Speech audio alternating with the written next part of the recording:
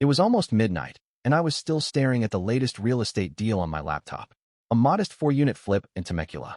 But my focus wasn't really on the numbers. I was stalling, half thinking, half scrolling. That's when the email hit my inbox. Subject: you should know what happened Friday.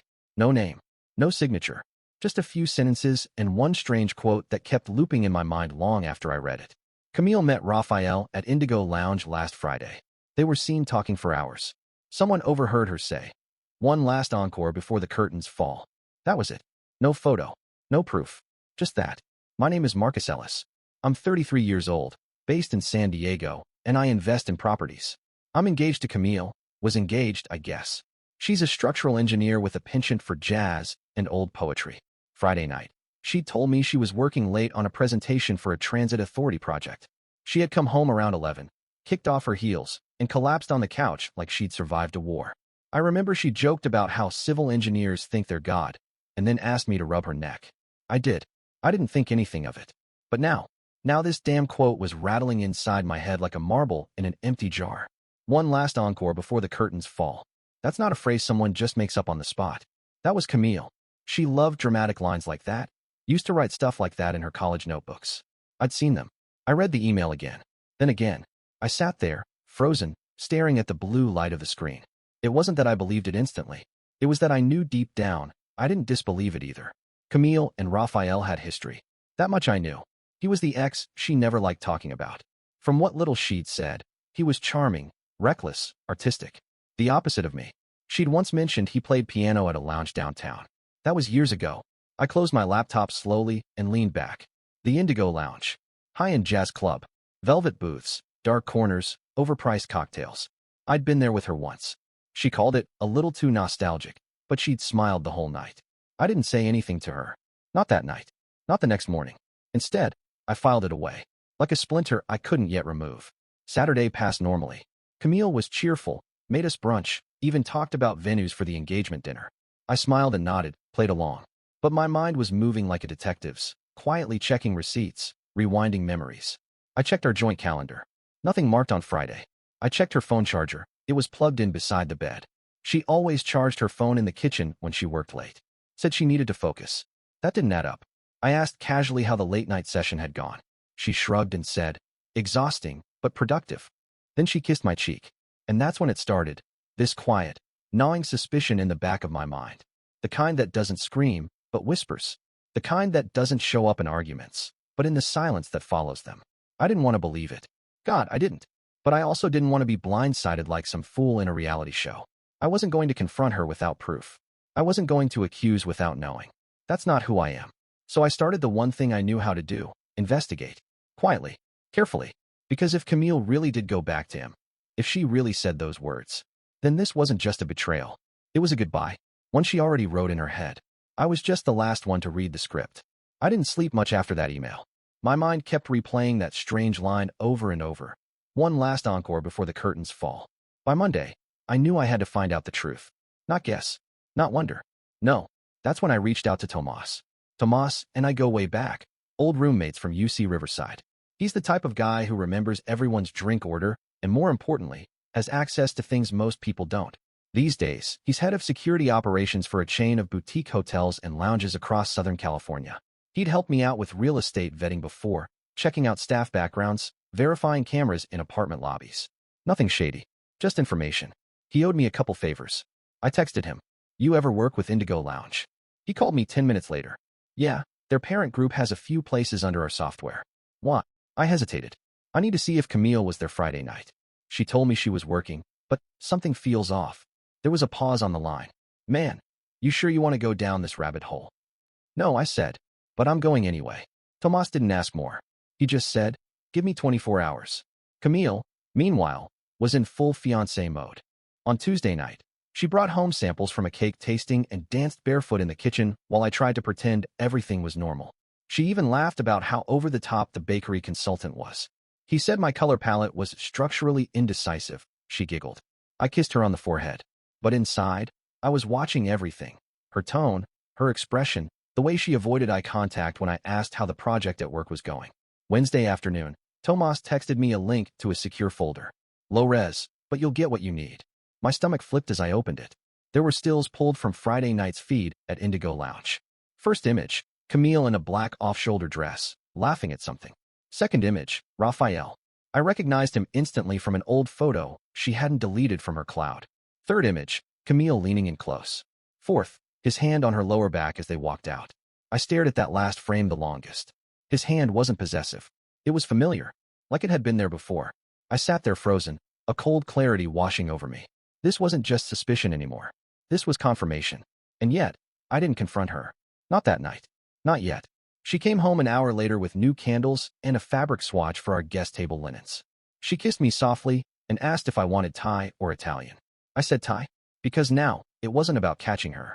It was about watching what a lie looks like up close. Friday evening, Camille came home humming to herself, her arms full of garment bags and shopping bags. She kicked the door shut with her heel and smiled like a woman whose life was going exactly how she planned. I found it, she said, holding up the main bag like a trophy. The perfect dress for the engagement dinner. It's dramatic, but still classy. You're gonna love it. She walked past me toward the bedroom without waiting for a response. I was sitting on the edge of the couch, trying to figure out if my heartbeat was louder than the silence in the room.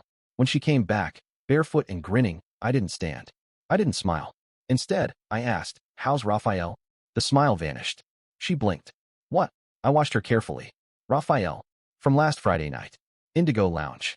There was a pause, half a breath too long. I don't know what you're talking about. I nodded. You told me you were working late that night. But you weren't. You were at a jazz lounge with your ex. Her voice sharpened. Are you spying on me now? I didn't have to, I said quietly. Someone sent me an email. An anonymous one. Told me exactly where you were. I followed up. She scoffed. This is insane. You're really going to trust some random troll over your own fiancé. I reached into the drawer beside the couch and pulled out a printed still from the security footage. One of the clearer ones. Camille, in that sleek black dress, stepping out of Indigo Lounge with Raphael's hand resting just above the curve of her hips. I set it on the coffee table in front of her. Camille didn't even look at it right away. She crossed her arms, standing stiff. Wow. So that's what we're doing now? Sneaking around with security cameras? Digging through footage like a paranoid freak? I asked you a simple question. I was meeting a friend, she snapped. We had a drink. That's it. I didn't want to make a thing out of it. I stared at her. You lied. I didn't lie. I just didn't mention it. She finally glanced down at the photo. And still, no apology. No regret. Just a sneer of defensiveness. I don't even know why I have to explain myself to you, she muttered. You're acting like I cheated on you or something. God forbid I talk to someone from my past. You said you were working late, I said evenly. You had to lie to spend time with him. That means you already knew it was wrong. Camille's eyes narrowed. So what? You're going to blow up our engagement over one night? Because you got your ego bruised? I stood slowly. No, I said. Because I finally saw the truth. And I'm done pretending this is something it's not. I walked to the bedroom and grabbed the small bag I'd packed earlier, just enough for a few nights away. As I passed her on the way out, I added, the engagement's over. We're finished. She didn't follow. She just stood there with her arms crossed, surrounded by shopping bags and silence. The next morning, Camille was crying in the kitchen. She sat at the table in one of my old college hoodies, her hands wrapped around a mug she wasn't drinking from.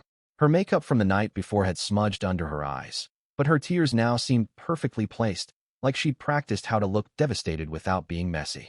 I made a mistake, she whispered, without looking up. Okay. I panicked. I saw Raphael by chance and thought it would be harmless to just talk. I didn't answer. I stood near the counter, arms crossed, waiting for whatever performance she'd prepared. I didn't sleep with him, she added quickly, her voice cracking just enough to sound believable. It was just dinner. Talking. Catching up. I never meant to hurt you. Still, I said nothing. That's when she shifted tactics. I gave up so much to be with you, Marcus, she said, louder now. You think it's easy dating a guy who works 80-hour weeks and spends half his life on construction sites and tenant disputes? I blinked. You were sneaking around with your ex, Camille. Don't make this about zoning permits in my calendar. She stood suddenly, slamming her mug into the sink. Fine. You want to paint me as the villain? Go ahead. But you're not some innocent angel either. You dug into my private life like a stalker. I almost laughed. You lied. I confirmed the truth. She glared at me for a long moment. Then her tone softened again, shifting back to tears like flipping a switch. Please don't do this. We can fix it. I lost my head. But I'd seen the footage. I'd seen the way she leaned in, the way his hand settled on her like he had every right. And I couldn't unsee it. By Sunday afternoon, her parents started calling. First her mom, Simone, with the icy tone of a society woman used to getting her way. Marcus, sweetheart, she cooed on the phone. Camille is distraught. She told us what happened. Don't throw away everything over a misunderstanding. You know how these things go. Weddings can make people behave irrationally. I stayed silent. Then her father, Raymond, called with the businessman's version of damage control. Look, son, he said. You're both under pressure. Engagement jitters can bring out the worst in people. But she's remorseful now. Surely you can find a path forward. No, I replied, calm and firm. There is no path forward. That night, Camille slid an envelope across the dining table. What's this? A list of all the vendors we need to cancel, she said without emotion. Since you're the one ending this, I expect you to handle the fees. I raised an eyebrow. Excuse me. You're walking away, she said, her voice cold now. You decided to call it off. So the costs are on you. I reached for my laptop instead, pulled up the shared planning spreadsheet we'd used since January.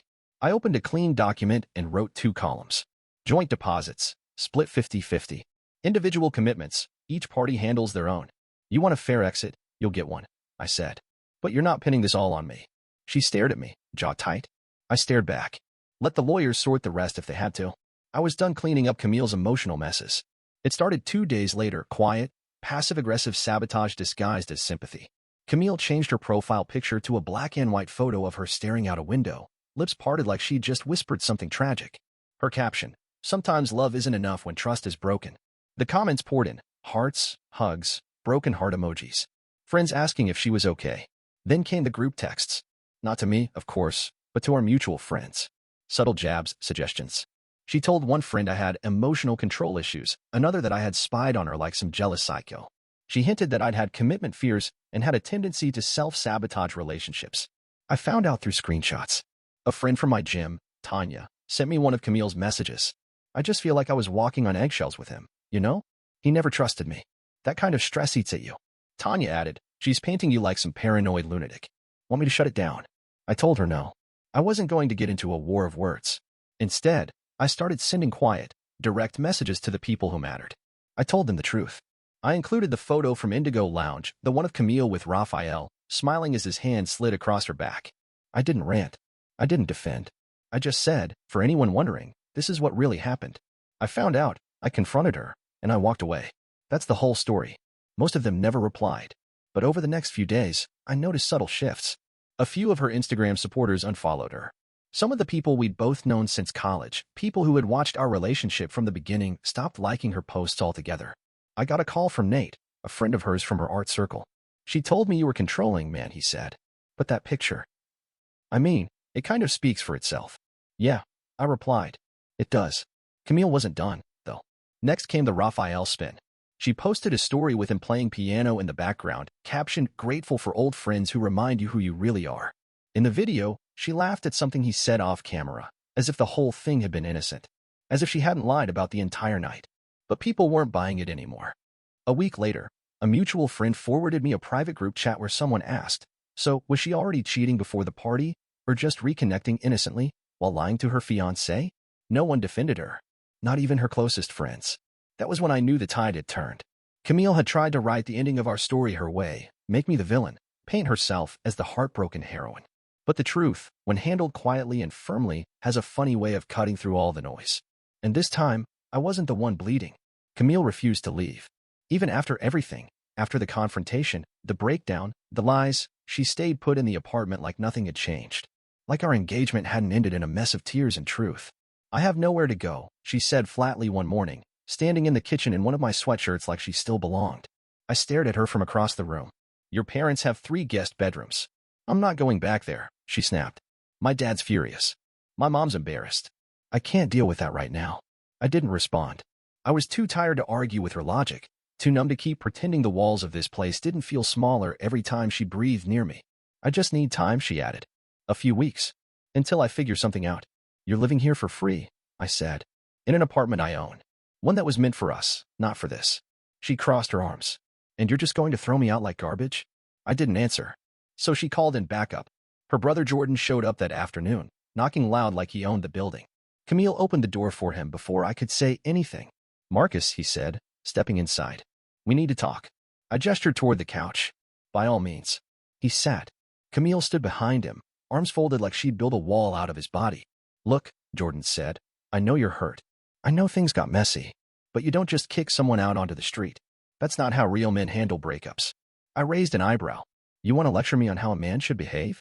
You weren't there when your sister was lying to my face. I know she messed up, he admitted. But come on, man. Be decent. Give her some time to land on her feet. I pulled out a folder and placed it on the table. Here's a formal notice. She's got 30 days. After that, I start legal eviction. And I'm not bluffing. Jordan stared at the paper. Then at Camille. You didn't tell me he was this serious. Camille's eyes filled instantly, right on cue. I just needed a little space. He's being cruel. But Jordan wasn't a fool. He saw the papers. He saw the timestamps. The cold trail of facts she hadn't shared. I think you better pack a bag, he muttered, standing up. She turned on him. Seriously, I'm not getting in the middle of this, he said. You brought this on yourself. That night, Camille left with a duffel and puffy eyes. She slammed the door like it might guilt me into chasing her. But I didn't move. I just sat in the quiet, breathing real air for the first time in weeks. A week later, I came home from a site inspection, tired and sunburned, to find the front door slightly ajar. My chest tightened. I lived alone now. I always locked that door. I pushed it open and stepped inside slowly. The lights were on. I hadn't left them that way. And then I saw them. Camille and Raphael were sitting in my living room. She stood up quickly, like this was some sitcom reunion. Raphael stayed seated, legs crossed casually like he belonged there. What the hell is this? I asked. Camille took a hesitant step forward. Marcus, please don't be angry. I wanted to talk. We needed to talk. I looked past her to Raphael, who gave me a little nod, as if I was the one who needed calming down. That alone almost made me laugh. How did you get in? I still had a key, Camille said softly. I didn't want this to be a phone call. It didn't feel right. I stared at her. So you just let yourself in, with him? She flinched. I thought maybe if you saw us together, if you heard what really happened, maybe you'd get some closure. Closure, I repeated. That why he's here? To help wrap things up like a therapy exercise? Raphael finally spoke. His voice was smooth. Of course it was. We're not trying to cause trouble, man. Camille she's been through a lot. I tilted my head. Let me guess. So have you. He shrugged, like that was a fair point. Camille stepped in again. Marcus, I need you to understand. That night, it wasn't planned. It wasn't some betrayal. It was nostalgia.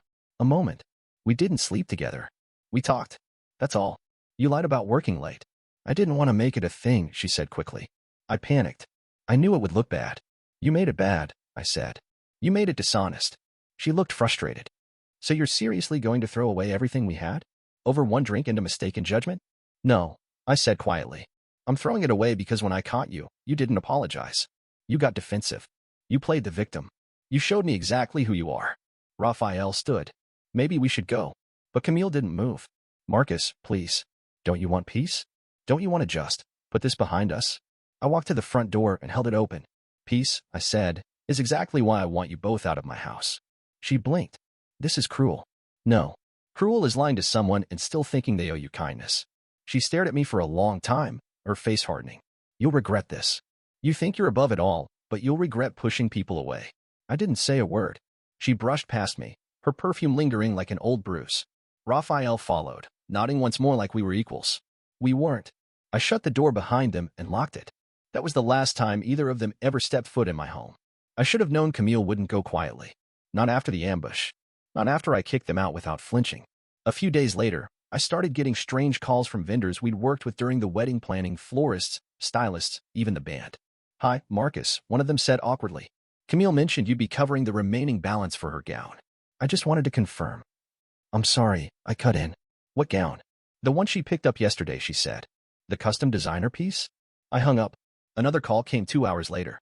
This time, it was the invitation printer. We just need your card on file to complete the embossing order. I hadn't placed an order. Camille had been claiming I was still paying for everything, continuing the lie as if the engagement hadn't crashed and burned. I could picture her fake smile, her polite little voice. Oh yes, Marcus is still covering that. We had a small bump, but it's all worked out. I opened my inbox and started responding to every single one. I sent copies of our breakup notice, proof of engagement cancellation, and a very formal line. Any commitments made under my name after June 3rd are unauthorized and fraudulent. Please direct further billing inquiries to Camille Rhodes directly. Some vendors responded quickly, apologizing, canceling orders, and even thanking me for the heads up. Others were pissed. One boutique owner wrote back. She told us you two had reconciled. We rushed a $900 alteration. She's now ghosting us. Not my problem, I replied. But the biggest issue was the ring. It was a family heirloom. Platinum, one of a kind, with a diamond passed down from my grandmother. I hadn't asked for it back right away. I'd been too focused on getting her out of my life. But after this stunt, I filed a claim in small claims court for its value. Camille didn't respond to the filing. Instead, she posted a photo of herself on Instagram wearing the ring like it was a trophy. The caption read, "Some things are earned. Some things are deserved." I had to laugh. Not out of humor, but disbelief. She was flaunting a lie and daring me to do something about it. So I did. I hired a lawyer. A young, sharp guy who loved this kind of mess. We drafted a demand letter and submitted a petition to reclaim the ring, or its appraised value of over 15 grand. 2 days later, Camille finally responded. Her email was short. The ring was a gift. Gifts are not returnable under California law. Good luck. I didn't bother replying. We'd let the court decide. But the vendors? They didn't need court. Word spread fast, especially among the smaller, tight-knit ones. When they realized they'd been lied to, some of them turned on her instantly. One posted anonymously in a private industry group. Beware the client who shows up in tears and lies about who's paying. Her ex-fiancé isn't footing the bill anymore. Camille wasn't just losing me. She was losing every bridge she tried to sneak across behind my back. The courtroom was small, sterile, and far less dramatic than Camille probably imagined. There were no flashing cameras or polished gallery seats, just cheap carpeting, a sleepy judge, and the smell of dust baked under fluorescent lights. But to me, it might as well have been a theater. And Camille was about to perform. She walked in late, of course, wearing a soft gray dress and holding a folder too slim to contain anything meaningful. Her eyes were puffy in that deliberate, "I've been crying but still look pretty" way. Raphael wasn't with her. I hadn't seen him in weeks. When the judge called us forward, Camille gave me a tight-lipped smile. It wasn't friendly. It was rehearsed. Her argument?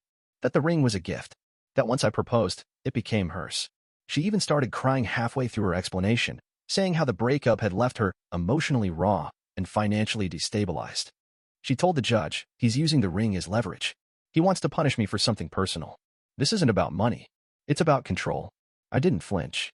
When it was my turn, I stood calmly and passed the judge a file, emails, invoices, time-stamped photos, the original written agreement we'd made with both our signatures, stating that the ring was a family heirloom, to be returned in the event of a breakup.